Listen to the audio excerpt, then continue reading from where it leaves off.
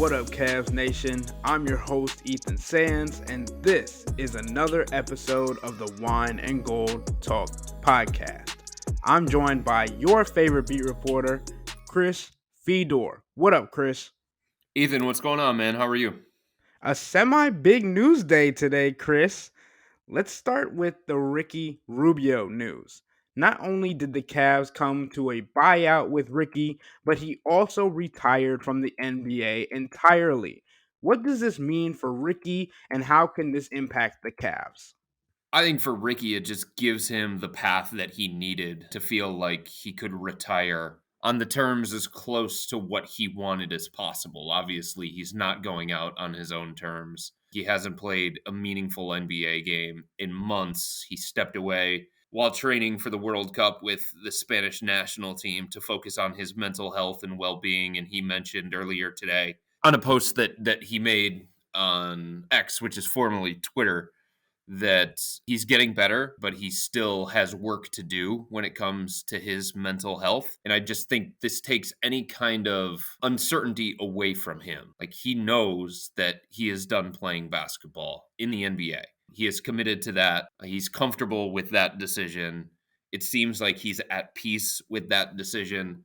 And the fact that he was able to negotiate the buyout with the Cavs before doing that just allows him to focus on the next chapter for him, whatever that may be, whether he wants to finish his professional playing career in Spain or whether he just wants to focus entirely on his family. This gives him the freedom to make whatever decision it is without having to worry about what's going on with his contract situation in the NBA, what's going on with the Cavs, is he doing right by the Cavs, all of that kind of stuff. And from the Cavs perspective, Ethan, it provides clarity as well, right? It gives them an extra roster spot.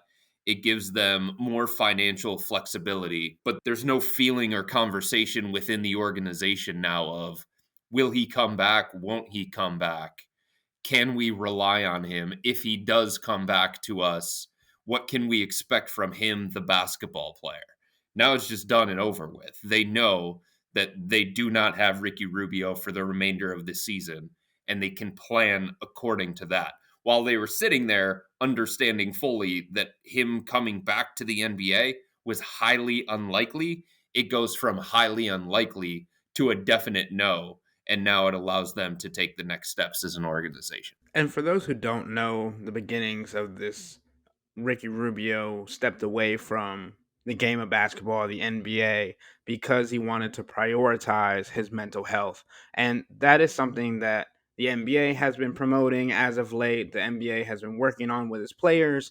And we know that sometimes it takes us away from our jobs, our work, and whatever that may be for us to have full control over what our mental state is and to focus on that. And obviously, that's something that we want to promote on this podcast, that if you need the help that you need, go ahead and get it and do what you need to make sure that you are in full capacity and full strength and full focus and responsibility of that, because that is the utmost important and also impacts the rest of your life. With that being said, we want to talk a little bit about how this impacts the Cavs, especially with now there being an open roster spot. Do you think the Cavs are in an even heavier pursuit of a backup point guard ahead of the trade deadline now? Or do you think they bump Craig Porter Jr. into a full-time roster spot from his two-way deal?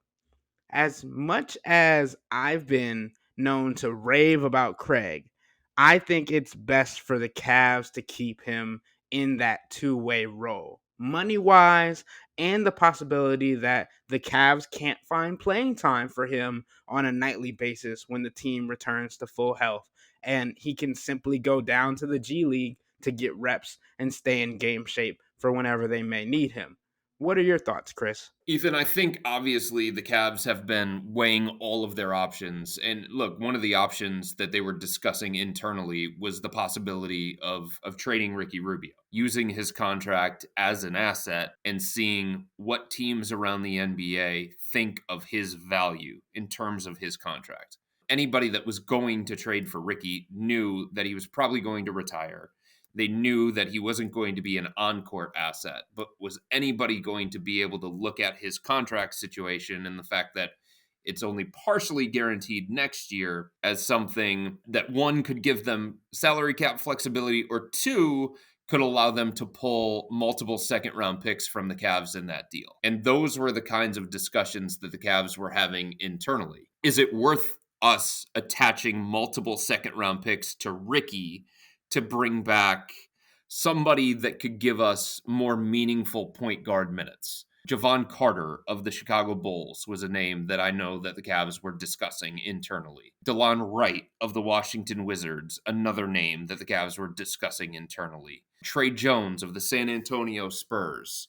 Like those caliber players, those were the ones that the Cavs were looking at and saying to themselves, hey, like, is that enough of a boost for us to our backup point guard spot? Are they enough of an upgrade over somebody like Craig Porter Jr., where we can sit here and we can justify giving up multiple second round picks along with Ricky Rubio to get those guys? And I think what the Cavs determined here, Ethan, is that number one, they like Craig Porter Jr., and this gives them the flexibility, if they can come to an agreement with Craig and his representation, to convert him from his two-way contract and give him a standard NBA contract, and therefore open up a two-way contract and maybe bring somebody else in on a two-way contract.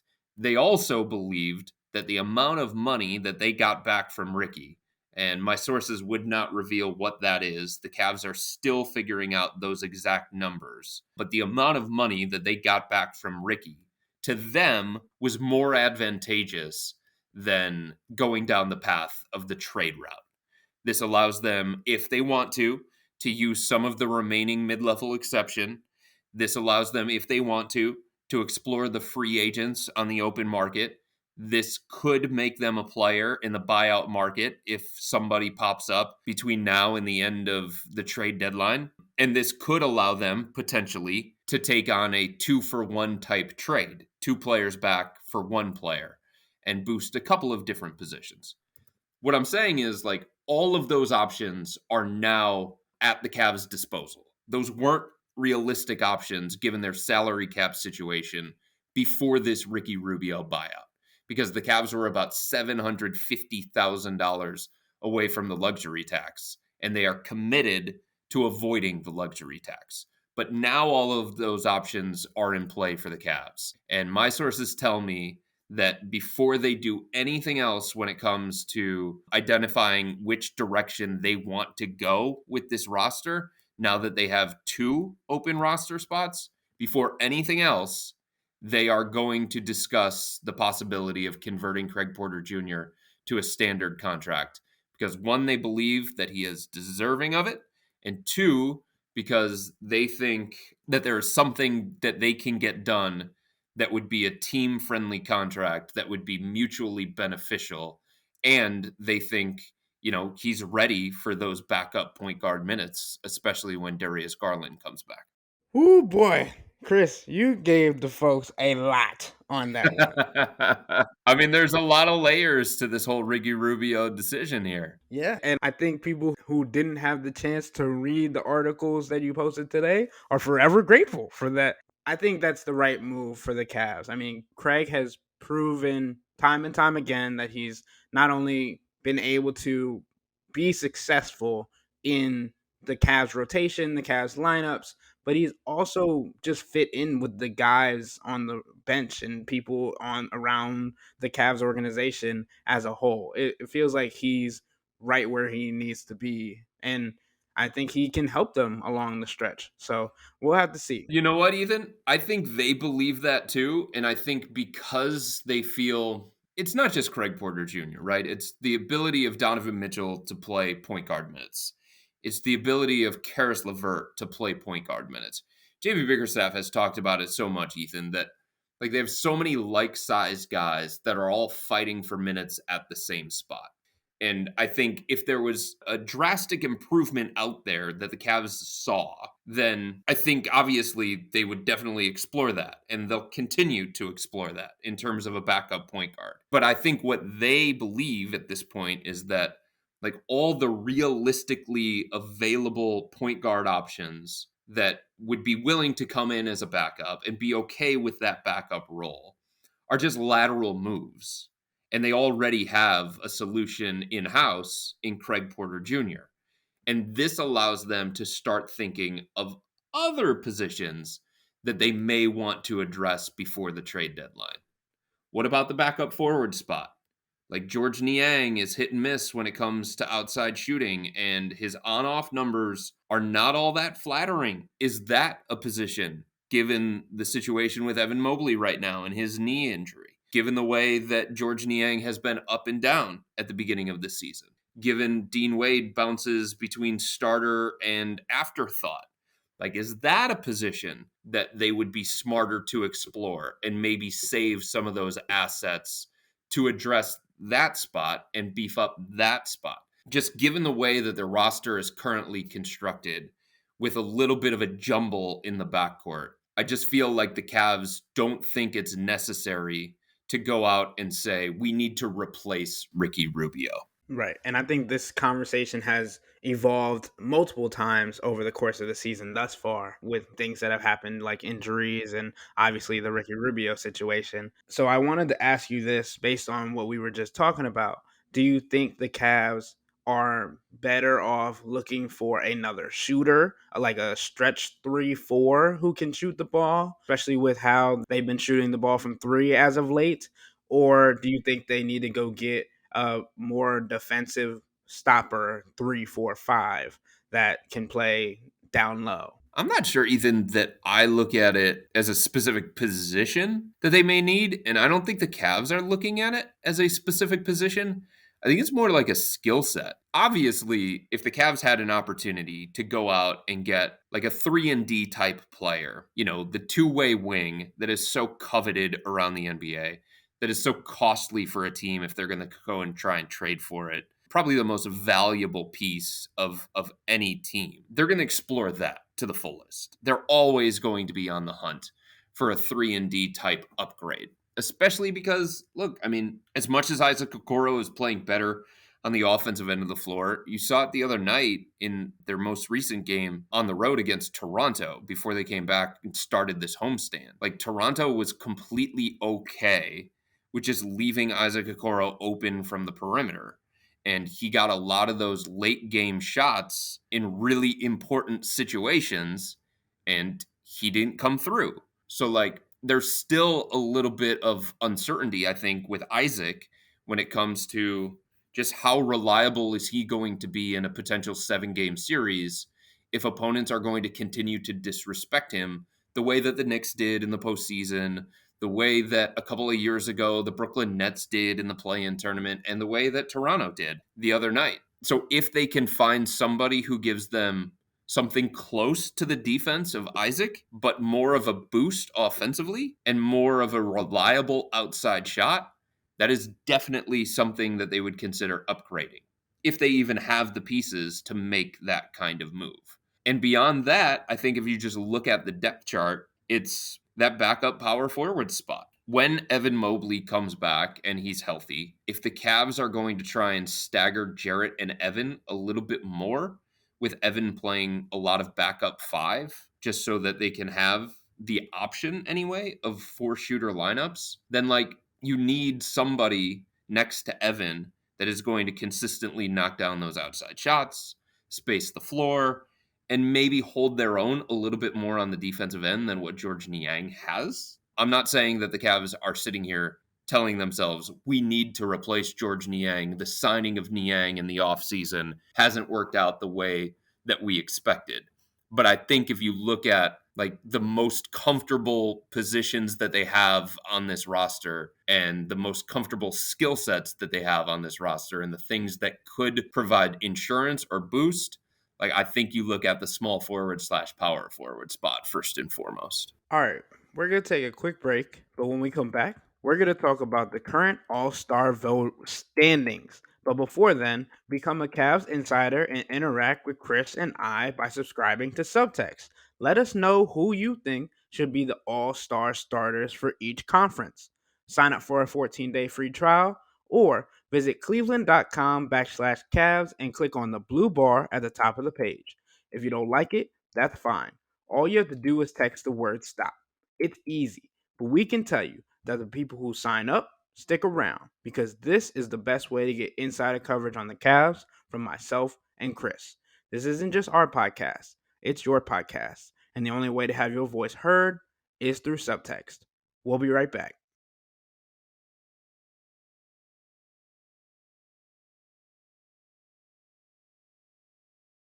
All right, we're back.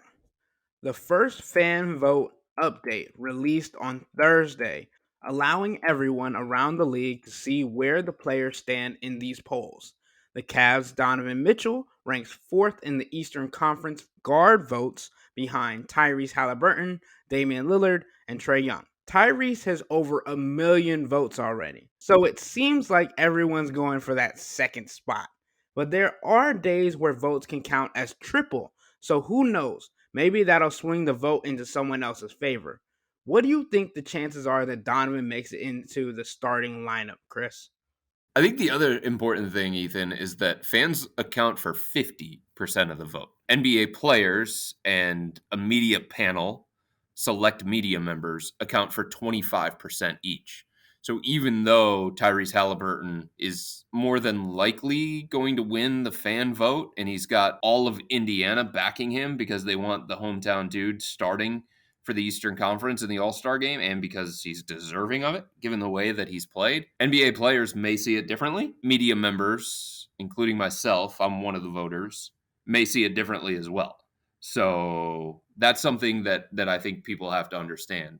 In saying that, I think there's certainly a chance that he becomes an Eastern Conference All-Star starter. He was last year. He was one of the best players in the Eastern Conference at his position. And I think if the Cavs continue to rise up the standings before all of the voting is all said and done, and I think there's a pathway to them doing that. And if Donovan really steps up his game in the absence of Darius Garland and Evan Mobley, and this team stays in the playoff race in the Eastern Conference, and maybe even elevates itself into the top four in the Eastern Conference, which is a real possibility. I mean, people are going to be looking and saying, who's at the center of that? Like, how much responsibility does Donovan Mitchell have to their success during that stretch? And it can impress voters. It can impress other players around the NBA. And I think Donovan is a flashy enough player that fans can gravitate to his game as well. So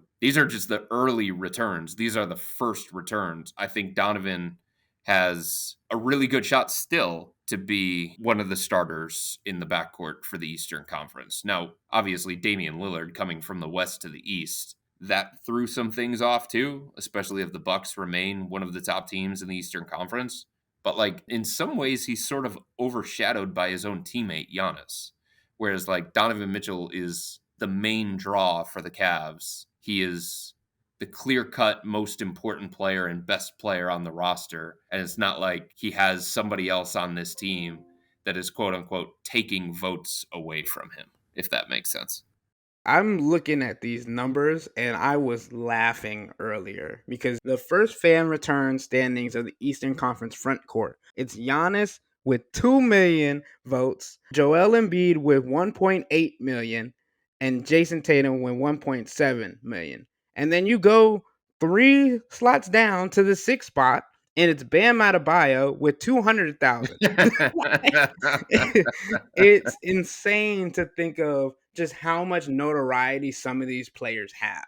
That's a big separation. It's a huge separation. And with that in mind, I want to get what's been your favorite layout of the All-Star game. I'm talking like jerseys, how the teams were constructed, and events as well. For me, I miss when the players would have their specialty team jersey, and I've actually enjoyed having the captains select teams because it's like a blow up pickup game, and the last guy picked up has a little extra chip on his shoulder.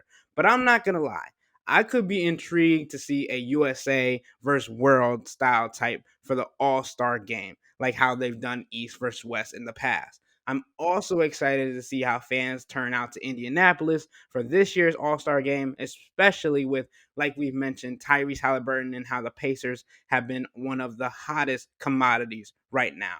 What's your take on the All Star game over the years, Chris? Man, I think the USA versus the world would be really, really interesting, especially given the influx of talent from overseas, right? I mean, like Embiid, Jokic, Giannis, Shea, Doncic, like all those dudes on the same team against the best from the United States. Like it feels extremely lopsided. Who's the best American player? Is it still LeBron at this stage of his career? Is it Jason Tatum? Is it Steph? Based on the All Star votes right now, it's LeBron, but some would say KD, KD, yeah. Anthony Kawhi. Davis, Kawhi, yeah, Paul George, maybe. So I think that would be a fascinating way to do it. And I think like there would be a lot of pride from both sides with that. And I think they would play extremely competitive basketball. I think they'd play super hard. Beyond that, like I think there has to be an understanding, Ethan, that it is still an exhibition, right? It still is an all-star game. And that means a showcase of the best talent in the world. That means these crazy talented athletes doing ridiculous things that they wouldn't be trying in a regular season setting. You know what I mean? Like that to me is still part of the allure of the All-Star game. Seeing Kyrie just like drop somebody to the ground because he's got such a crazy handle and he's willing to break it out and try that kind of stuff. LeBron throwing alley-oops to himself. It's a showcase of just how great that talent is. And I like the fact that because it's an exhibition to some degree, that these guys are willing to try different things that they may not try in a regular game environment. And I think they've also done a pretty good job recently, Ethan, of like making it matter a little bit more and playing a little bit harder in certain stretches. It could probably be more consistent throughout the game. And I think fans may enjoy it a little bit more if they see these guys play harder more consistently throughout the game and play a little bit of defense. But I do think everybody has to understand that at the end of the day, it is an all-star game. It is an exhibition. And these guys going all out and risking injury, risking something that could prevent them from winning an NBA championship isn't a real conversation that is ever going to be had. Yeah. And you mentioned LeBron and throwing alley oops to himself and things of that nature. I gotta ask you this, Chris, because I've seen it circling. And knowing how you've covered him for years when he was in Cleveland, do you think LeBron James ruined the dunk contest? It's been said by a couple former players that all the stars used to gravitate to any All Star event. Obviously, notables being Michael Jordan and Kobe Bryant in the dunk contest, Larry Bird, among others, in the 3-point contest.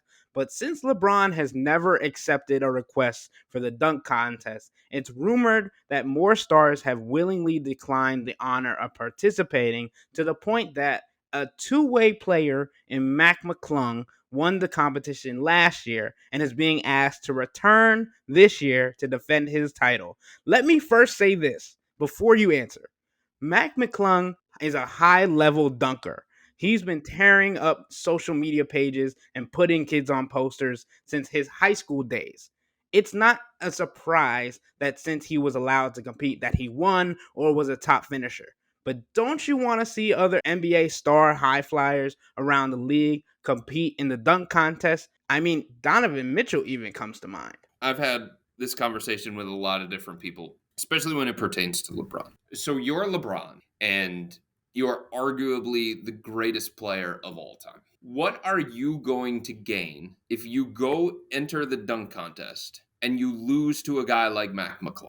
Are you ever going to live that down? Is social media ever going to allow you off the hook if that happens? So, like, I just don't know that LeBron has enough to gain at this point in his career by participating in the dunk contest, especially knowing that the judging can be a little bit finicky. Missed dunks happen throughout the course of these dunk contests. And his chances of winning at this stage of his career are not nearly as high as they would have been early on in his career. I'm saying, like, I don't expect LeBron to be in the dunk contest now. So even throughout the course of his career, like, what did he have to gain? I don't think there was any shot he was gonna lose it when he was coming up. Like, it Sure, if there was. outside of the 2016 dunk contest with Zach LaVine and Aaron Gordon, I think every other contest, LeBron James would have been a finalist. Okay, what is that based on? What if he has a bad night and he misses a couple of dunks? He goes for the showy ones and he misses a couple of dunks. Like, some of the greatest dunkers of all time have stumbled in the dunk contest. Like, he may just be I don't know this for sure, but he may just be a better in-game dunker than a flashy show-off dunker. I'm not gonna argue with that. The question was just to see what you had to say and if you think LeBron should have been in a dunk contest. But I think you're right. I think the trolls on social media and the people who think he's not the best player ever already because he doesn't have 6 championships and has lost multiple times in the NBA Finals would definitely not let him rest if he lost a dunk contest to a non-full-time NBA player like Mac McClung. Okay, and there's one more thing. If LeBron would have found a way to get like other great high level players in the NBA to participate in that same dunk contest that he was in, then that would have been different. Like, if he could have gotten Dwight Howard, Aaron Gordon, and Zach LaVine, then like it wouldn't be as big of a deal if he would have lost to all those guys because they were winners in the past and because everybody knows their dunking capabilities. But like, unless it was that kind of scenario, like, I don't think there was anything that he would have gained throughout his career by participating. And we've seen over time, Ethan, that, you know, it's not just LeBron who is unwilling to participate in the dunk contest. It's other great players that have been unwilling to participate in the dunk contest too. But I don't think we can blame that on LeBron. Okay. Oh, there it is. Okay. I think everybody has their own choice and they look at the situation saying, is this for me? Is this not for me? What do I gain from this? What could I potentially lose from this? Is it even worth it? Do I have enough creativity when it comes to my dunks that I can go out there and not make a fool of myself? For sure. And with all that being said, that'll wrap up today's episode of the Wine and Gold Talk podcast. But remember to become a Cavs insider and interact with Chris and I by subscribing to Subtext. Sign up for a 14-day free trial or visit cleveland.com/Cavs and click on the blue bar at the top of the page. If you don't like it, that's fine. All you have to do is text the word STOP. It's easy, but we can tell you that the people who sign up stick around because this is the best way to get insider coverage on the Cavs from myself and Chris. This isn't just our podcast, it's your podcast, and the only way to have your voice heard is through Subtext. Y'all be safe. We out.